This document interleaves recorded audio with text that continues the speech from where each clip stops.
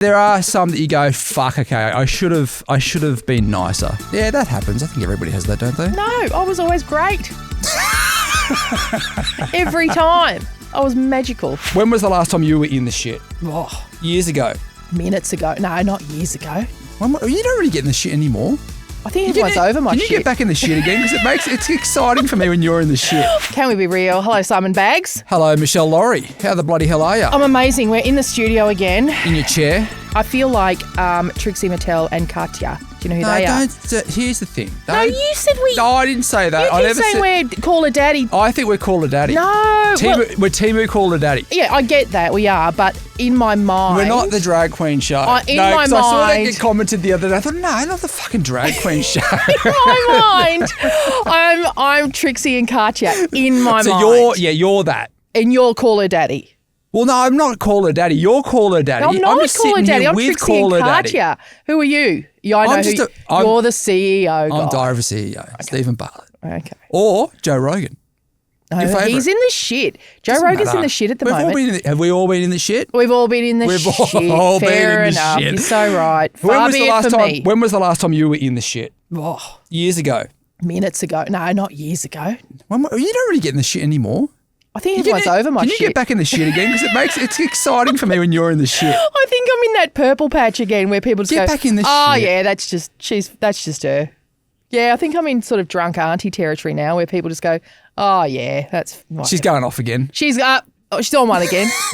Oh, Laurie's on one, which is a great place to be. Isn't it? It's a great place to be. I would have thought Joe Rogan was definitely in that territory, but he did some... Oh, that's right. It's because he is a fan of Elon Musk. And, right. And Musk is so on the nose that people have started turning on Joe. I mean, of all the things, I think Joe was sort of telling people to inject all sorts during COVID and all that, wasn't he? But he's got over that. He's high risk, though. He's sitting in front of a camera 3 times a week or 4 times a week for 3 hours an episode. Stoned off his tits. Stoned off his tits, talking to people that are, all different walks of life. Yeah. You're going to fuck up every now and then, right? You're so right. I always say that if you talk for a living, you're going to make mistakes every now and then. Like, how about a little bit of bloody leeway? Well, wait till this bloody podcast hits the... Hits the... Whatever happens. Yeah. Say something controversial about... No, don't do it. Don't do it. Don't force it. Don't force it. You just got to wait until it actually happens. Yeah, I'm sure it will. Someone we know had Starlink, Elon Musk's internet. No. What is that? It's like, it's some kind of satellite. Right. It's it's a very fantastic internet apparently. Is it? He's banging on about it. Banging on about it. It cuts out when we're doing a Zoom call. Brilliant. That's Elon Musk down to the ground. Because normally it's great. But he had to come back on. And then we decided to chat without his video on because it wasn't strong enough. Because Starlink's not quite up to it. What about, has he been into space in one of his cock-shaped rockets yet? Elon? No, come on. Did that take Starlink up there? No, I think so. But how impressive is it when it lands itself into the little jolster thing? I don't Have know. you not seen that? That's pretty hot. I've got a robot vacuum, mate. Pretty hot. I get it. It's a fucking spaceship. Have you seen my vacuum? It's got a dock. It takes itself to its dock. It's exactly like that. It empties itself. It's like a spaceship-sized dock. I've seen it. It's been done. It's called a Roomba. Yeah. No, he's on the nose, isn't he, old Elon? Yeah, definitely. He's in the shit. And what about that lady who just tweeted him to say, by the way, I had your baby. Remember that? Yeah, I've had it. And then other people were like, what are you doing? And she was like, well, I can't ring him. I can't contact him any other way. Then Grimes got in on it. She was like, yeah, he won't answer my calls either, so I guess we're just like tweeting him now. Wow. Or Xing him or whatever he wants to call it. Yeah. What an extraordinary... Then he was in the Oval Office with Trump. I saw that. And he took his kid. And the kid was distracting the entire conversation? The kid picked his nose, and then the kid turned around and said to Donald Trump, shush, I want you to shush your mouth. He said, and apparently, I didn't catch this bit, but apparently he said, you're not the real president to Donald Trump. Boom. Which is obviously something he's heard in the Tesla on the drive over there. Yeah.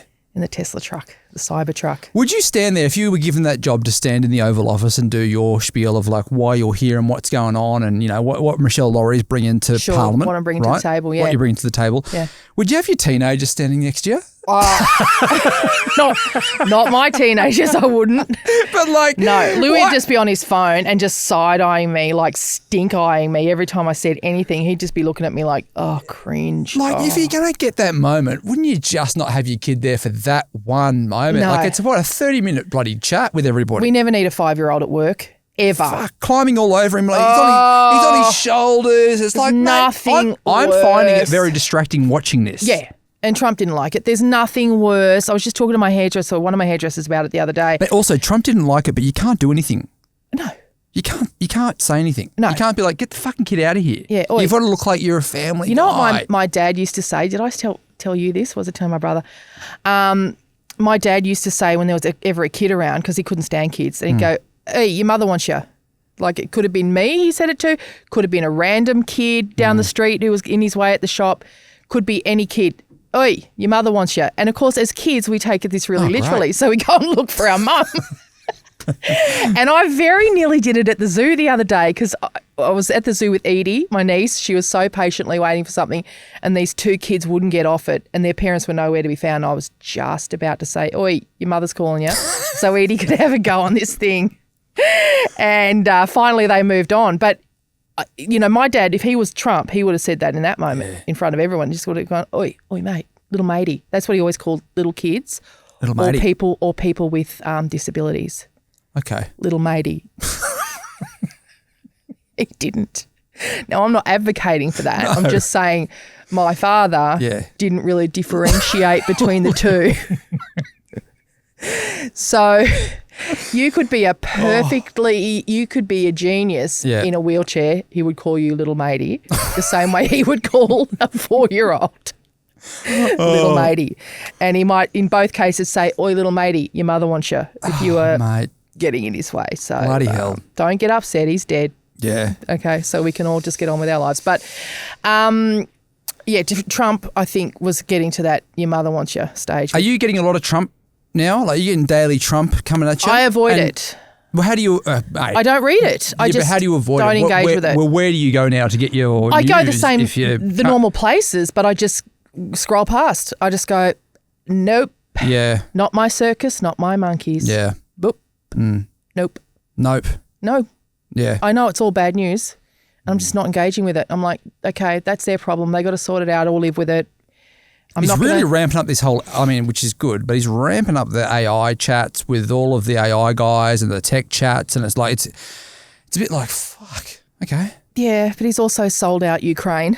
Yeah. That's the stuff that gets into my consciousness, even though I try not to let anything in. No, yeah. You can't, by osmosis, you become aware that, oh, okay, so he's completely sold out Ukraine to Russia. So he's basically split up Ukraine with Putin. They're basically taking half each in terms of minerals and money. And so I try to avoid it, but can't. Yeah, but hopefully it will explode. What will? The Trump administration. Oh, right, okay. I thought you were talking about the world. No, just the administration. Hopefully it'll just explode and then everyone will pick up the pieces and get on with life and go, fuck, that was crazy, wasn't it? We've still got 3.5 years to go though. So not necessarily. Well, what do you mean? Well, anything could happen. I mean, he could die. Geez, we're really holding on here, aren't we? Yeah, I'm really clutching at straws. He could die. Well, he's 78, That's 79. What I'm saying. So yeah, I'm not wishing any ill will on the dude. He's old and he eats like a lunatic teenager. Doesn't drink though. No, does not drink or smoke, no. but he eats crazy. Yeah. Loves a hot dog, doesn't he? Loves Maccas. Loves Maccas. I mean, they're good people. They're great people. Yeah, but even they love Maccas. I love Maccas. We love Maccas. But they wouldn't advise anyone eat the way he eats. No, he loves it. Yeah. So anyway, yeah. Yeah. Anything could happen, mate. You just never know. Hopefully it's something good for once. All right, let's get into the secrets. You can submit them through the closed Facebook group, or you can send an audio message as well just by clicking the link in the bio of the podcast or also in the show description. This is fantastic. I love how I'm reading from a card that's got the logo on the back. Yeah, Temu Call a Daddy, and then but you'll notice that the printing is not done that well. I'm not just to stick with the Temu. No, I haven't noticed that. Look closely, great. You'll see that. I feel like I'm on Sale of the Century. Do you remember on Sale of the Century? I love how you bring up Sale of the Century. Why don't you just say Call a Daddy? Because I'm not Temu thinking of that. I'm thinking about Sale of the Century. Don't think about Sale of the Century. And how the cards, Tony Barber's question cards, had Sale of the Century written on the back of them. No one has watched Sale of the Century. Heaps of people have. When was the last time you watched Sale of the Century? Sale of the Century. And it's off to the gift shop. I never realised how fancy the Alfa Romeo was until... my word. Because they used to smash the Alfa Romeo on there. They would have had a contra deal for sure. Yeah. Tony Barber was driving around in one, wasn't he? Yeah. Nicky Buckley had one.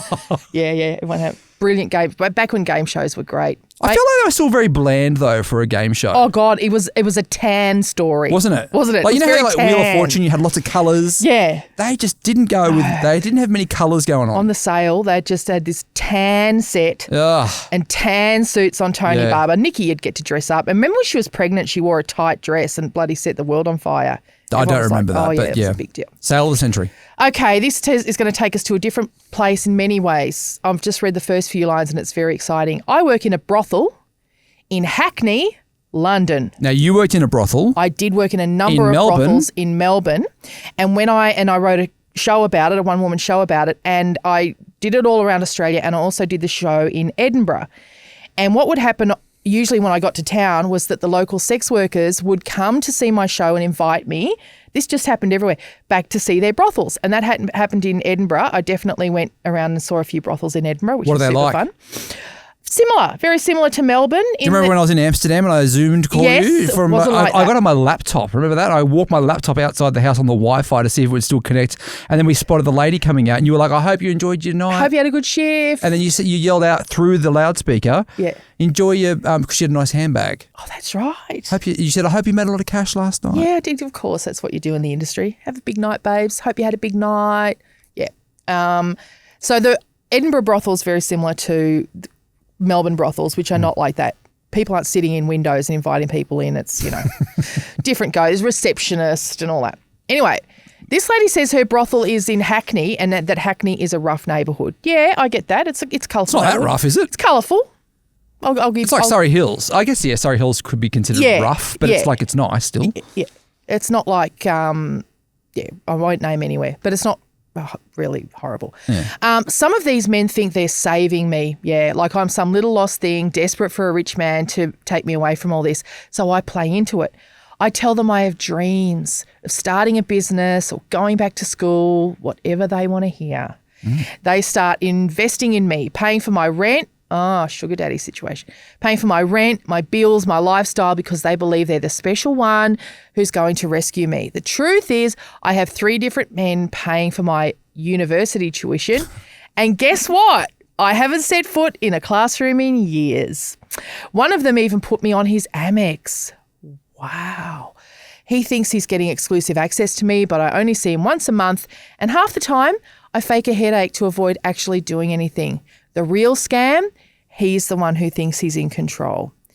Yes, I've known a number of, in Australia we call them regs, regular clients, and the aim of the game is to get serious regs like yours, to get a couple of guys who think they're in a relationship with you and just pay you to not have sex with them essentially. Because once you get into a relationship situation, they'll cop it if you go, I can't, I've got my period, or I can't, I've got a headache, or can't we just cuddle or whatever. And they'll pay for that. Yeah. What is it about men, and I have done this, where not at a brothel, but at Hollywood on the Gold Coast, the strip club there. Yep.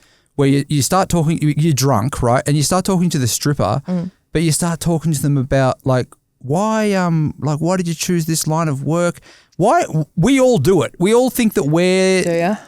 Yeah. We all talk about we're here to help. Why do we do that? I don't know. I mean, because it seems like a broad men thing. It does, doesn't it? Yeah. And I have never, ever known a sex worker who hasn't heard that. Or who was interested in being rescued by a client. An Apollo 19-year-old. that like is getting dollars and coins out of their pocket to pay Yeah, some drunk kid. Like, I think that's these and women. asking for a fire engine. These women, ideally, like particularly like really beautiful young women, they're making more than you. They're making a lot of money. Yeah. They've got their own lives. They've probably got boyfriends and kids and it's everything. Like they've got their own lives. But yeah, maybe it's a movie thing and a TV thing that sex workers are desperate women who need to be saved. Pretty Woman. Pretty Woman. We all think taxi that we're going to. driver. Yeah, we think we're going to be Richard Gere. Richard Gere. Yeah, absolutely. It's just funny. I mean, I get it, and congratulations to you, girl, Mazel Tov, on your accumulation of regs. Because they tell younger girls as well when they get in the business, listen, what you want to do is get your regs. Yeah. Make sure you've got your regular. I knew a lady who was working well into her 60s and only had regs. She only worked Sundays. They'd all come in and see her on a Sunday. That made her money. Got to give us good service though, Bags. If you want regs, you've got to make sure you've got a good service going. Okay. Yeah. How do you file that one? Perfectly understandable. And I love it. I'm going to duplicate that and I'm going to put it in 2 files. Okay. All right, let's get into the next secret. This is written in on the closed Facebook group. I regret being so naive and jaded that I cheated on my first husband. Oh. We had 4 kids together, which is interesting as the last one I was being a bit feral. The last kid? Okay, go on. What does that mean? The father of all my children. How could only him be the father of all my kids? DNA verified. Dream of him nearly every night. Married once after him 5 years and in a partnership for 14 years now. I give up. I fucked up the good one that I had.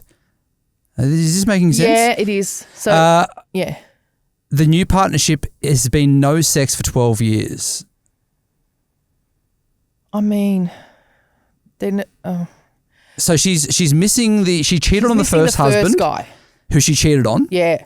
And when she says I was being feral, I think what she's saying is she could have gotten pregnant during that period of time. Right. She's shocked that all 4 were actually fathered by her husband.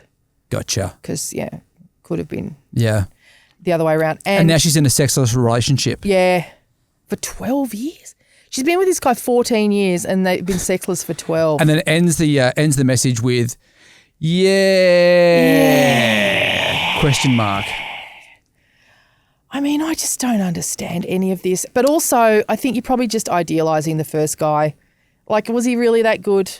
Are you just pining for being young again and just like being able to go back before? But do you have a guy from the past, right, that you always go, the one that got away? Do you don't have one of those? No. None of them? No. None of them got away? No. I'm glad they're all gone. Every last one of them. Yeah. So you never think, fuck, okay, maybe I should have been a bit nicer to that one or... No. No. No, I don't. No. So do you have one that got away? You probably don't want...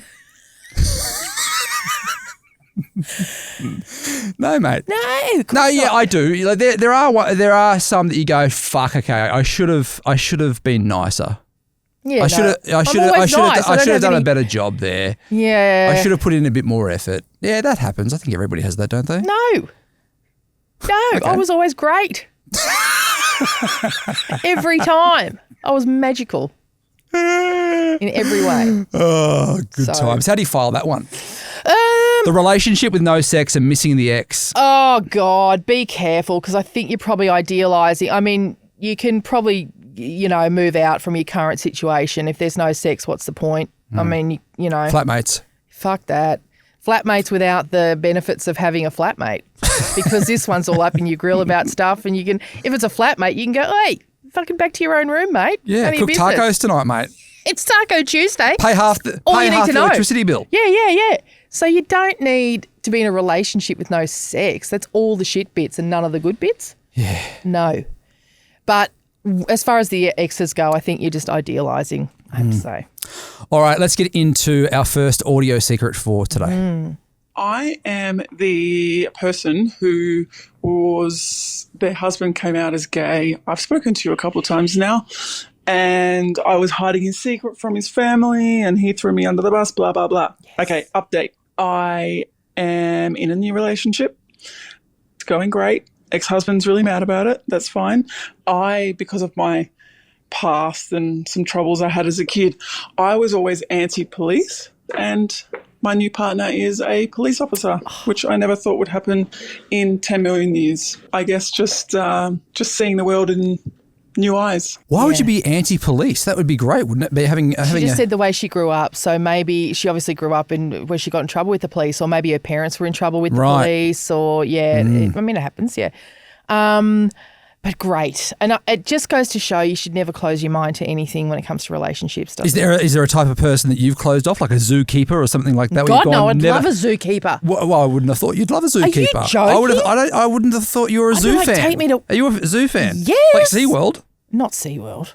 But no, that's like different. a dolphin trainer. I don't feel like you're going to date a dolphin trainer. But zoos are very. I am a zoo fan. I think they do particular zoos though. You need to know what's the background of the zoo. Yeah, like Australian zoos are fantastic. A lot of conservation work and all that. Taronga. Oh Mate, my God. Elephants, giraffes. You got it all going on. Imagine being allowed in there after hours. Yeah. My ex-husband. I can hear them, mate. Near my house at Mossman. You can hear the bloody giraffes going off, and not the giraffes. Lions? They don't make noise, but You hear the lions? No, giraffes don't make noise. Do they make noise? No. But lions? You get the lions going on for it. You got your elephants. You got it all going on. The apes. Fuck, that is so lucky. Many years ago, my ex-husband worked as a cleaner at the Melbourne Aquarium after hours, and I would go in fish. there. I don't feel like no, fish are it that was good, really though. cool. What kind of fish are you talking about, though? All kinds. Sharks? Fish are Yeah, boring. there were sharks. Yeah. Okay. Did you swim with them? No, mate. I just wandered around and looked at them. I feel like aquariums are just like starfish, the occasional like big fish with the big eyes that swim past every now and then. But imagine being in there alone at night. It's gorgeous. Really? It's absolutely beautiful, yeah. That's the one thing I miss about that guy. And he left there about 23 years ago, so it's been a long time. But, I'd love a zookeeper. I'd love a policeman, a detective.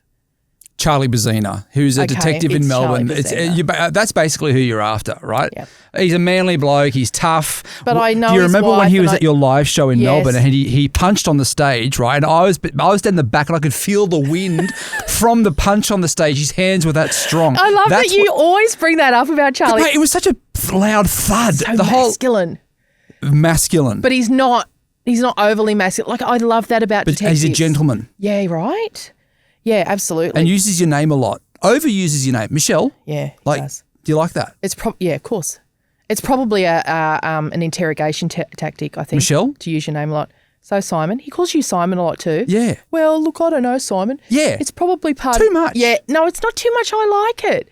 But I think it's probably a copper thing. Because it is intimidating when a copper knows your name. You're like, oh, fuck, why? Yeah, maybe you're like, right. Why do you know my name? Oh, I love it. Yeah, you do. I'm not intimidated by it. How do you file that secret? Look, great, wonderful. I love it. We've had a great happy ending for this lady, and we have been, traversing this path with her for a while now. Maybe a couple Keep it going, though. Keep it going. More Because what updates. happens if this policeman turns out to be YMCA vibes? You know what I mean? Like, you don't know what's going on here. Do do do do do do do do do. Oh, you've gone a few extra beats in there. Young man. Yeah, I go all the way. Wow. Yeah. You became a bloody beatbox over there, Joel Turner. In my mind, I was the Indian. That's who I always have in my mind. Anyway, keep an eye out because you never know. Yes. You never know. No, you never know what sort of policeman he is. Is there a cop in the old YMCA? Are you joking? Yeah, there is. Yeah, it's the lead singer. Well, no, just when you said Indian, it. then I thought, hang on, are they dressed as? Yeah. Yeah. Indian. I know Indian's a bad word to use now, but come on, I was 5, and that's what I dressed up as. What word do you use now? Native American. Okay, yeah.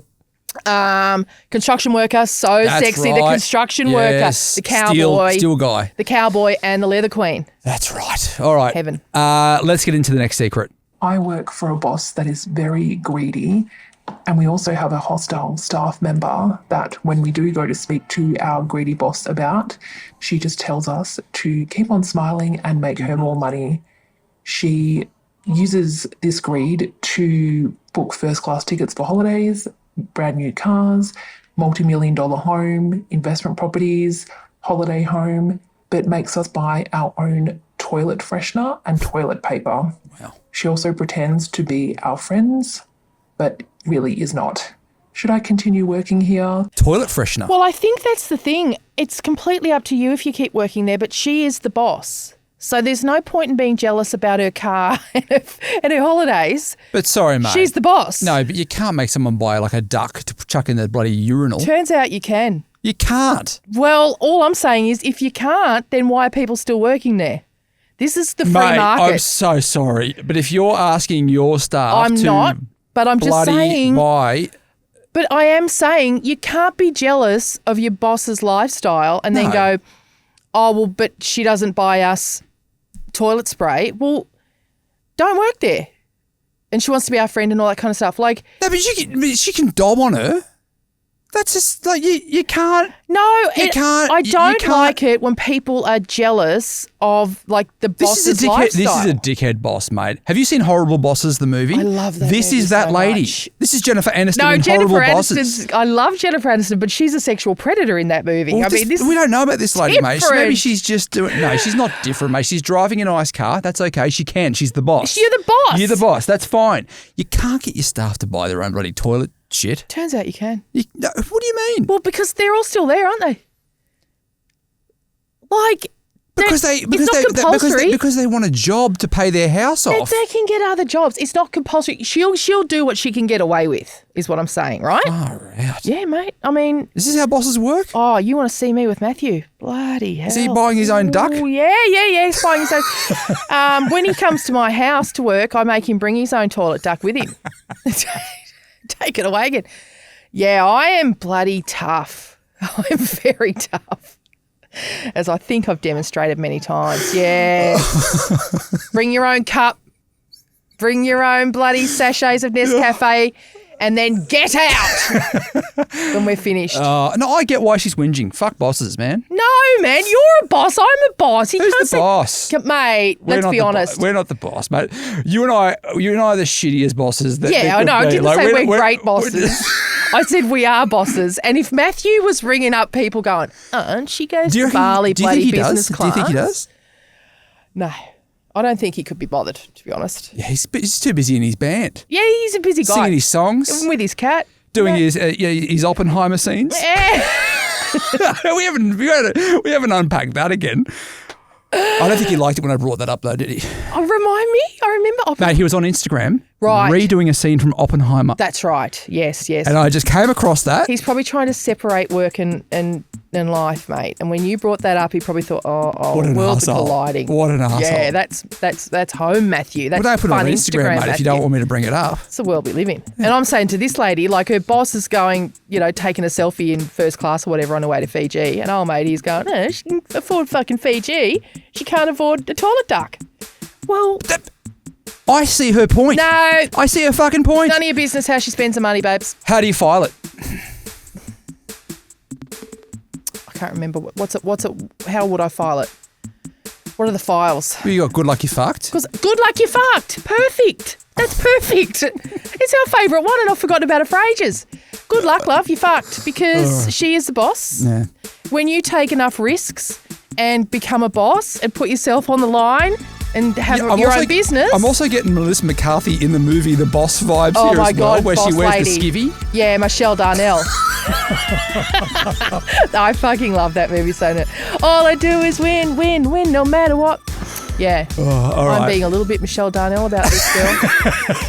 If you've got a secret you want to share it on the podcast, you can get into the closed Facebook group. You can also click the link in the bio of the show notes. We will catch you again next time.